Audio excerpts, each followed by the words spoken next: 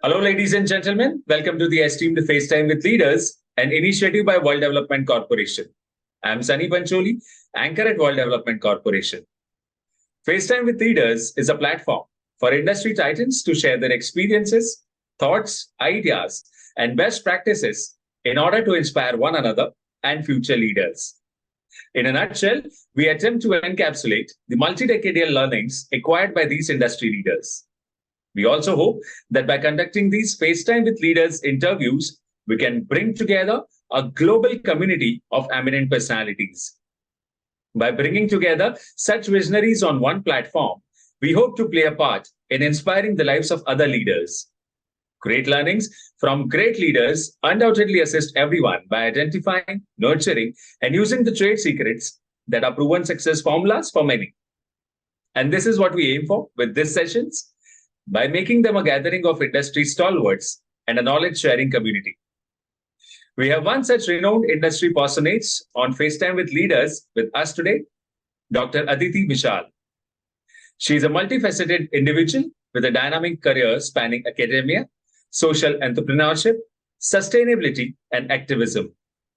With over 2 decades of experience, she has emerged as a thought leader, a change agent, and a proponent of sustainable development. Some of our most notable professional contributions were in the capacity of the Chief Sustainable Officer and Dean of Educational Institute Initiatives at Govardhan Eco Village, where she was employed for 3 years. She pioneered innovative projects, collaborated with global organizations, and actively contributed to the United Nations Sustainable Development Goals. Currently, she is giving her invaluable services at Atlas Skilltech University as a professor and director overseeing the Center for Sustainability. Welcome to FaceTime with Leaders, Dr. Aditi. Thank you so much for that kind introduction, Sunny. And I really look forward to the discussion today. So to begin with, Dr. Aditi, could you sum up your academic and professional pursuits so far for our viewers, please? Yeah, so in fact, when you said pursuits, in a moment, the whole struggle spanned in front of me for all these years to make a meaningful contribution and to make meaning out of the purpose of human life. So I remember that starting with academics, always a noble profession, I was able to share what I wanted with the youth for the future of the country. But at the same time, I felt that the research that we are doing or the extra work that we are doing is not getting implemented. I'm not seeing it bringing the change on the ground. And with that as a burning desire, I started with action learning projects with students. So we organized MIT Kumbhathon for this particular purpose at Symbiosis. When I say MIT, it is the Boston MIT. And post this particular Kumbhathon, a sandbox event that we helped organize, we did a project with the help of Ricket Benkaiser and India Infoline to bring in the biodigester toilets during Kumbh Mela. And this particular experience completely changed my trajectory. And it has ended up like now contributing a lot of projects with the UN, helping them in Plastic Tide Turner Challenge program, being the Faith for Earth Counselor program, reaching out to lakhs of students through the International Value Education Olympiad program. We were part of the project where we brought in 88 ventilators for India during second wave of COVID with the help of Google. So all of these things, have come after a lot of, efforts, and definitely each one of it has brought in the impact which I feel satisfied about. Okay, thank you so much for this excellent start to this interview. And it's an honor to interact with someone who exudes such a strong corporate personality. So continuing our conversation, we would like to know, as you have always had a flair for academics and you have also worked across a number of roles, so do you at times feel clashes between your work and studies? So definitely it's a different world altogether when it comes to academia and the corporate. Many people talk about the big gap between the academia and the in the corporate world and so on and so forth. But what I have been fortunate to see is a great interlink between the two. The institutions that I've worked with, be it Symbiosis or be it with, Atlas Skilltech University now, they have great industry connect. And in fact, the curriculum is so dynamic, and what we are, offering the students is so contemporary. We talk about, the latest skills as prototyping, how to build a prototype with digital AI. Then we talk about, like, for example, the elective that I'm giving, I talk about regenerative design, which is the most contemporary thing in the sustainability. I help them look at the materiality assessment, which is like the pillar for the sustainability strategies at the corporate.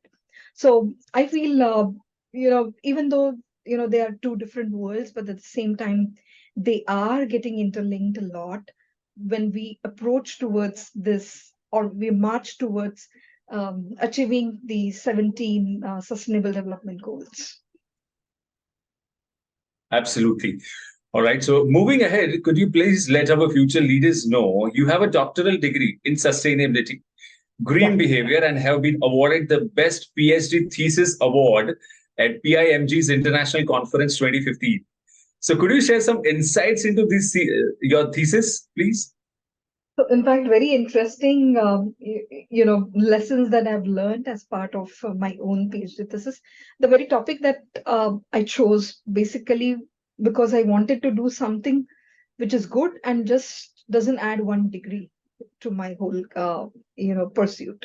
So, with this as the focus, in 2010, we're hardly discussing about green marketing. We're hardly looking at sustainability, So that was a time that, many of the leaders, all of us have a calling from inside, that intuition, So with leaders, I would like to share that when you have a strong calling from inside, don't let that voice subside. Listen to it and just go for it. Do whatever it takes to make it, reality. Because this one decision changed my trajectory completely. This is the initial message which I wanted to share with all of the leaders. And about the PhD thesis, particularly, there were a lot of interesting perspectives that this is revealed. The first thing is, I'm eco-conscious because it is convenient for me to be eco-conscious. So we have to understand that it's a typical consumer. Yeah. Even though now consumers are a little more aware, when I did my PhD, probably 2014, to what we have at 2023, probably the consumers are more aware. But we have to ensure that, the being green or selecting a sustainable product should not be, the opposite pole of the convenience of product and services that we are offering to them. Another thing which I would like to share here is particularly the Gen Z is very, very keen, and that's something which is building up. I'm so closely connected with these all people as my students. So if we are offering products to these all people, it has to be, green, or it has to, meet the criteria of sustainability. Another interesting perspective which came out was why the Indian culture had a great role to play, and a lot of wisdom can come back from the Indian culture. So we remember our grandparents, recycling everything. Yeah, they used to ensure that whatever has been used goes back to the right place. Yeah. Again, another important thing which I observed was being frugal in terms of what we are buying. So the responsible consumption and production has been in our blood. We were probably, we had a joint family, so 40 people together, and I remember so many of our siblings together. So I remember, me wearing what my cousins had worn, like probably, uh, five, six of them maybe. So, frugal in terms of, resource consumption, very thoughtful and conscious about what we select. So I think that Indian culture needs to be revived, and it should be shown as cool in terms of, the modern terms of calling what cool is. So it's just that we have to go back to the roots and ensure that, the sustainability becomes a lifestyle again. It becomes the way of working for the soul. So that's. Rightly said, Dr. Aditi. Okay, so my next question is on ESG and corporate governance. Let's discuss this in depth. From a sustainability background, how and when did you feel the need for widening your purview into the corporate governance space? So basically, I do come from the management background, and strategy and governance is something which is quite close to my heart from the start. And I strongly believe that if there has to be a transformation in the culture, yeah, and if it has to happen from the top. So I think governance will play a very, very critical role when it comes to bringing in that sustainability and that change in the whole approach that the corporates have. So the natural way was looking at, the governance more closely, and finding out a space so that, I can contribute towards this pursuit to a better common future for all. So that's why, the focus and everything shifted to governance. But by the way, I had been part of, many of those strategic design thinking, corporate training programs, and even at Govardhan Eco Village, I helped facilitate arriving at a strategic plan for 10 years with the strategic design thinking process. So I think governance is plays a very critical role. Beyond governance within the corporate, I've been part of recommending, policy inputs for COP28, that is the Convention of Parties 28, led by UNFCCC. I've I had also been part of the CBD COP15 at Montreal, which was led by the UNCBD, the Convention on Biodiversity, where the global biodiversity framework was adopted. So I'm seeing the bigger picture at the global level. I have seen what is the reality on the ground with my experience at Govardhan Eco Village. And I'm seeing all of the multiple stakeholders in between who are playing their roles. So I think I can add a lot of value to the governance system in the corporate, and that's the reason I'm here. Amazing, amazing. So let's continue discussion on corporate governance and ESG. And our viewers would like to know, and I, in fact, would like to know, as an ESG and corporate governance expert, what values do you offer to the corporate world? So, when it comes to values, as I already mentioned, that the sustainability has to start from within. So it's a process of transformation first for the leader, and then the sustainability manifests outside. It is initially the thought which comes to the leader saying that, oh, we need to take one more step towards sustainability. And I think the values are the guiding force when it comes to the decision towards what is right and what is wrong. So there is very thin line between what is right and what is wrong. And especially as a practicing person and a leader, I completely relate to it. So what is the right foot forward? Do we go the innovation and infrastructure building economic growth way, or do we look at curbing the deforestation and ensuring that there is enough land for the trees to be cultivated, and so on and so forth? So looking at the values, when we have the values, the right values in place, we take that extra care, we go extra mile to understand the complex system which is there and ensure that our decisions, um, whenever we are taking decisions, the kind of impact it is going to have, the leaders have a lot of influence towards that impact that we are carrying.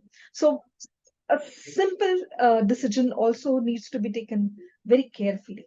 So I think the most more than value, I feel the that conscious approach towards that decision making is something that I bring to the table.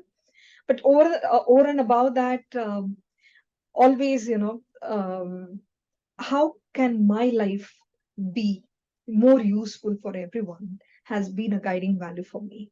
And that is something that I would like to share as an experience. Amazing. And rightly said, Dr. Aditi. So let's move ahead. And my next is on technology because it has become an integral part of our lives. And our viewers would like to know that what are some of the most remarkable changes you have seen in your field with changes in technology? That is part A. And part B is what changes do you expect to see with the advent of IoT, AI, ML, blockchain, big data, Web 3.0, etc. Thank you so much for such a beautiful question. And in fact, the answer to this particular question is that technology is going to be the lifeline for the greater good. So I was part of the team where we, made a plan for AI for social good, incubation center. And we looked at, the applications that AI can have across all of the SDGs. So be it water quality monitoring, be it air quality monitoring, be it governance of the natural capital or resources that we have. So technology is there as the lifeline for all of these important developments. When I say that, the problems that and the challenges that we are facing today are big. They're bigger than any one of us. Yeah, they're bigger than all of these big corporations. Yeah. And when we are talking about these all challenges, if we have to meet the targets by 2030 or we say 2050, net zero, it's impossible to achieve those scales without technology supporting us. So be it AI, be it ML, be it all of these technologies, we can't even think of achieving all of these goals. First, second thing which I feel is, of course, when we put technology to use, technology doesn't have consciousness, which humans have. So basically, what we as humans have to bring in towards the sustainable future when we are getting these technologies applications is that the conscience of humans have to guide deciding what is right and wrong. And the third thing which I feel is, beyond these digital technologies or AI for that matter, which is just going to disrupt everything, there are other technological innovations which are happening, which are equally critical, which will use the wider experience of nature. So nature has 3 billion years of experience. Does any of us, or even all of these big corporations, can we bring experience of that stature to build something which is sustainable and just? Impossible. So let us learn from nature. So it could be biomimicry, it could be closed loop ecosystems, it could be regenerative design. All of these, we can use this contemporary sustainability technological solutions to build a sustainable future. So AI ML has a role, yeah, but along with that, we should not forget the technological development happening in the other areas too. Amazing, amazing. That was really insightful of you, Dr. Aditi. Okay, so this brings us to the last question of the session, and here it is. We are building a community of industry magnates. The move is meant for cross-pollination of knowledge and building a knowledge-sharing community of corporate giants and industry experts. So what are your thoughts about these initiatives taken by Mr. Zishan Pathan, Mr. Heval Mehta, and the whole team of World Development Corporation? So I would like to congratulate the WDC team for the amazing work and the thoughtfulness. I think cross-pollination is the way forward because, as I mentioned to you already, that this is a huge challenge that we all are facing, and each one of us has very important role. It doesn't matter whether the role is big or small. What matters is whether we are contributing. So you have created a platform where people can put to use and use the potential that they have towards the greater good. So I think I would say that this is a fabulous work which is happening, and I really look forward to contributing positively from my side. Okay, so thank you so much. It was fantastic conversing with you, and I'm confident that your insights will inspire the future leaders. Thank you once again for joining us today. Wish you the best for your future endeavors. Moreover, trust that this initiative by Directors Institute has unquestionably expanded the participants' understanding and enriched their minds. Thank you. Have a nice day. Have a nice day. Thank you.